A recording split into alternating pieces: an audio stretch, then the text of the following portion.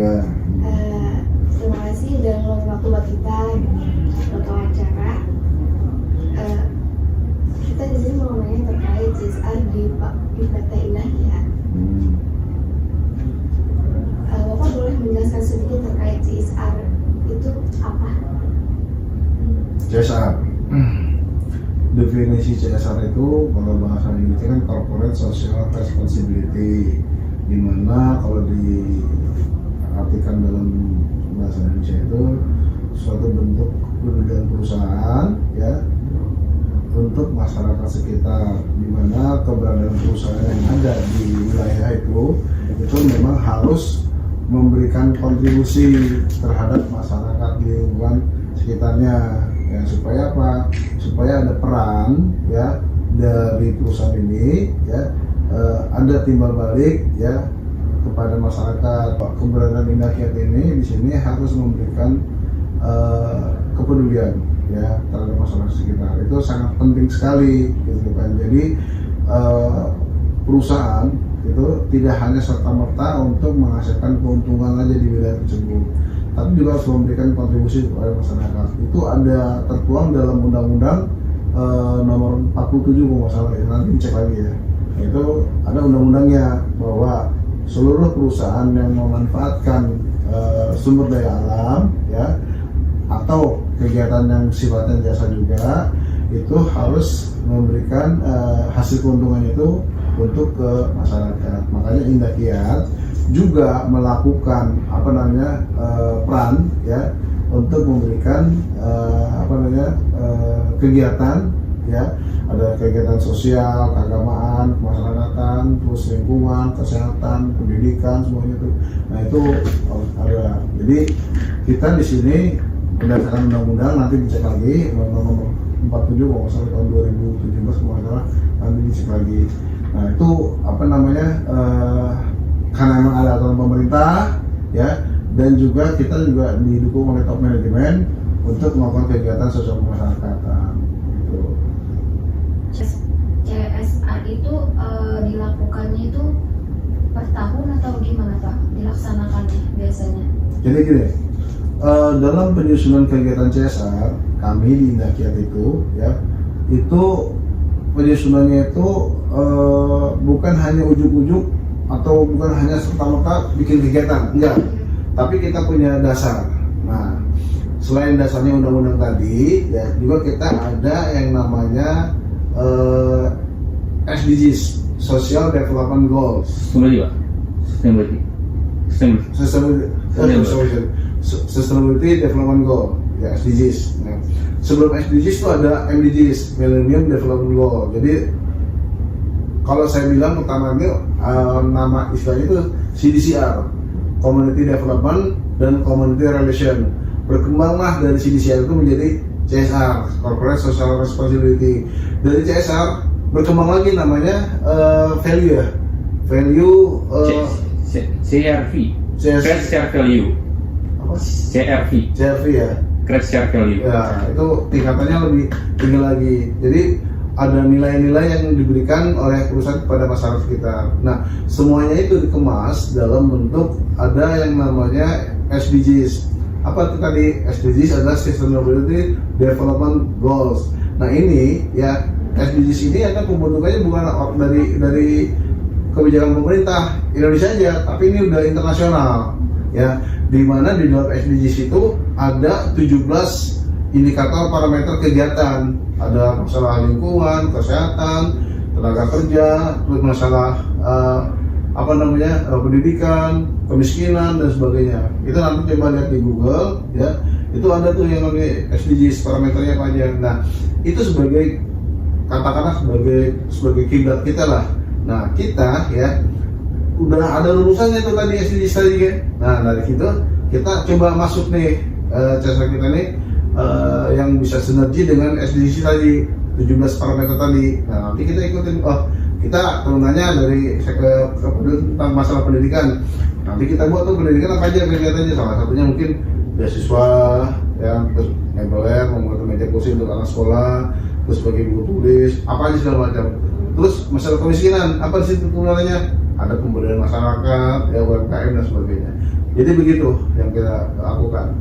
Nah, untuk semuanya itu, sebelum kita melakukan kegiatan CSR yang tadi saya bilang nggak ujuk-ujuk langsung bikin, kita ada yang namanya istilahnya SDS.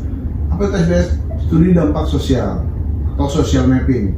Nah, sebelum kita melakukan kegiatan CSR, kita melihat dulu nih tingkat kebutuhan masyarakat itu apa sih gitu kan. Jangan sampai nanti kita bikin kegiatan A sementara yang dibutuhkan adalah yang lainnya. Jadi CSR itu bukan serta-merta kegiatannya mahal dan segala macam, tapi tidak tepat sasaran, tidak tepat peruntukan, tidak tepat waktu, tidak tepat guna. Jadi konsep yang kita lakukan ini adalah bagaimana program ini bisa tepat sasaran, tepat waktu, tepat guna. Misalnya gini, musim kemarau, gitu kan, membutuhkan apa? Air bersih kan? Nah, kita kirim air bersih itu kepada siapa? Kepada wilayah yang membutuhkan.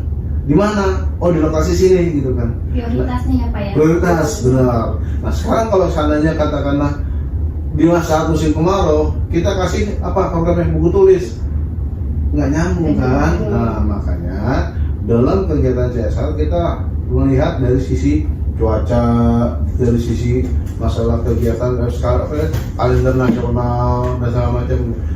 Pada saat kapan ini enabler ini dibutuhkan? Pada saat mungkin kenaikan kelas. Pada saat kapan ini buku tulis diberikan? Pada saat mungkin mau ajaran baru, gitu kan? Jadi diberikannya pada saat momen tersebut. Bapak sejak kapan CSR ini dilakukan? Indah berjalan CSR itu tahun 97, sebelum orang tua kamu nikah. Kamu juga belum lahir ya. Ya, tahun 97 itu Indah Kiat melakukan kegiatan CSR berupa beasiswa. Program CSR pertama kali dilakukan oleh Indah Kiat adalah beasiswa GNUK, Gerakan Nasional Orang Tua Asuh. Zaman dulu Presiden kedua. Jadi pada saat zaman Soeharto itu kita melakukan program beasiswa. Ya, dari mana dananya itu? Dari karyawan Indah Kiat. Jadi karyawan-karyawan kita ini, ya, dia ingin kita menciptakan suatu program beasiswa yang melibatkan karyawan. Jadi nanti karyawan kita itu sebagai orang tua angkat, kita itu kan diberikan kepada siapa? Diberikan kepada anak-anak sekolah yang membutuhkan, terutama anak-anak yang tidak mampu. Nah, itu program itu kita berikan langsung. Jadi karyawan kita ini potong gaji secara sukarela, ya, diberikan kepada anak-anak sekolah kita. Berapa banyak? Itu hampir 2000 anak asuh kita, ya, yang tersebar di beberapa kecamatan kayak Kagilan, Pontang, Talarat, Tayasa, Carenang, Lebakwangi, Pamarayan, dan Binuang. Nah, itu semuanya, ya. Kenapa dibilang situ? Karena itu wilayah ring 1 kita, sekitar pabrik kita, gitu. Jadi memang itu kita lakukan. Nah, jadi tahun 97 itu kita jalan. Nah, berjalannya waktu sekarang kegiatan CSR kita bukan hanya sektor pendidikan aja, ada sektor keagamaan, sektor kesehatan, lingkungan, kemitraan, pemberdayaan masyarakat, dan seterusnya. Gitu. Kita ada kegiatan charity, ya, sosial. Itu biasa kita memberikan bantuan kepada pondok pesantren. Terus kita ada wakaf Al-Quran, ya, karena Al-Quran ini banyak di wilayah kita yang masih kurang tersebar untuk Al-Qurannya. Nah, Indah Kiat melalui Yayasan Sinarmas, Yayasan Muslim Sinarmas itu kita memberikan bantuan wakaf Al-Quran ke seluruh wilayah yang ada di Provinsi Banten, gitu loh. Bahkan keagamaan, ada lagi hewan kurban kita juga berikan juga kepada pondok pesantren, masjid musola, ya, yang ada di sekitar kita. Terus dari sektor kesehatan kita juga ada pengobatan gratis, ya. Nah, terus karena ada posyandu juga, ada program stunting kita lakukan. Terus apalagi kita ada pemberdayaan masyarakat, yaitu menciptakan UMKM. Ya, UMKM ini kita lakukan kepada kelompok-kelompok masyarakat yang memiliki kemauan, niat untuk mengerjakan suatu pemberdayaan masyarakat. Apa itu misalnya? Ya, jadi kita mengangkat potensi kearifan lokal. Contoh, Desa Tegalmaja. Desa Tegalmaja itu, tahu nggak Desa Tegalmaja? Nah, Desa Tegalmaja itu, ya, mereka itu adalah satu masyarakat yang wilayahnya itu punya kemampuan berupa anyam bambu. Jadi kalau seandainya kamu lihat di pasar Pologan itu ada irik, tulung saji, kukusan segala macam, itu dari desa Tegalang aja. Nah, Indah Kiat ya masuk melihat potensi tersebut. Gimana caranya anyaman bambu ini kita tingkatkan? Ya, ada istilahnya dulu zamannya Pak Menteri Pariwisata, Pak Sandiaga Uno, itu program UMKM naik kelas. Nah, kami masuk di situ ya untuk gimana caranya meningkatkan kearifan lokal berupa anyaman dari masyarakat tradisional di Tegalmaja itu bukan hanya untuk pembuatan yang ada di sekitar kebutuhan dapur, tapi kita buat emas menjadi suatu nilai yang lebih tinggi nilainya gitu loh, seperti hampers gitu kan, terus ada ini contoh-contohnya ini kan ada souvenir yang lainnya segala macam. Jadi ya alhamdulillah kita dapat bahwa program CSR Indah Kiat itu diketahui oleh seluruh masyarakat yang hasil survei tadi. Terus apakah itu bermanfaat? Sangat, 90% sangat bermanfaat. Terus apakah ini kegiatan itu perlu dilanjutkan lagi, tetap dipertahankan kegiatan CSR? Sangat perlu dilanjutkan. Dan jadi buat kami ya data tersebut itu sangat berguna. Buat apa? Buat kita tambah motivasi lagi, semangat lagi bahwa ini loh kegiatan CSR itu ternyata dibutuhkan oleh masyarakat. Nah, ini juga penguatan kita untuk kita laporkan ke pimpinan bahwa keberadaan CSR kita ini benar-benar dibutuhkan, benar-benar masyarakat merasakan gitu loh arti daripada kegiatan CSR. Nah, kalau seandainya tidak ada kegiatan CSR, mungkin akan timbul konflik kecemburuan sosial, gitu kan? Kenapa Indah Kiat di sini perusahaan, bukan hanya Indah Kiat aja, perusahaan-perusahaan yang lain tuh dia mengambil keuntungan bahasanya gitu kan di wilayah tersebut, tapi tidak ada kontribusi dengan masyarakat. Nah, makanya di sini ya kebagian kita juga dari keuntungan perusahaan ini kita berikan kepada masyarakat sekitar yang dirasakan. Contohnya di sini kita memberikan labelan kepada sekolah gratis. Kalau menunggu bantuan dari pemerintah mungkin lama, tapi cukup dengan Indah Kiat melapor ke Pak Samsul. Pak Samsul dengan timnya survei ke lapangan, dicek memang membutuhkan labelan, kita berikan gratis tanpa ada biaya. Nah, inilah kontribusi dari perusahaan untuk kegiatan CSR di wilayah Kabupaten Cikarang. Lalu apa keuntungannya buat Indah Kiat? Gitu kan? Nah, kan Indah Kiat sudah mengeluarkan biaya, kan Indah Kiat sudah memberikan kepada masyarakat. Nah, terus keuntungan Indah Kiat apa? Kita tidak mengambil keuntungan senilai rupiah apapun dari kegiatan CSR.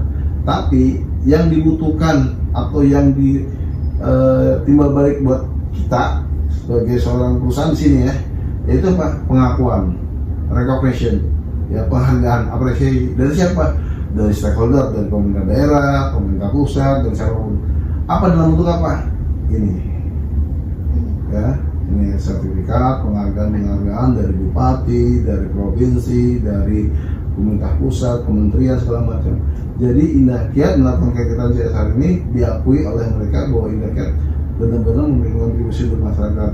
Berupa apa? Dikasihlah penghargaan dalam bentuk dengan Menteri Lingkungan Hidup, dengan Menteri Pemberdayaan Masyarakat segala macam. Bupati segala macam semuanya ada di sini.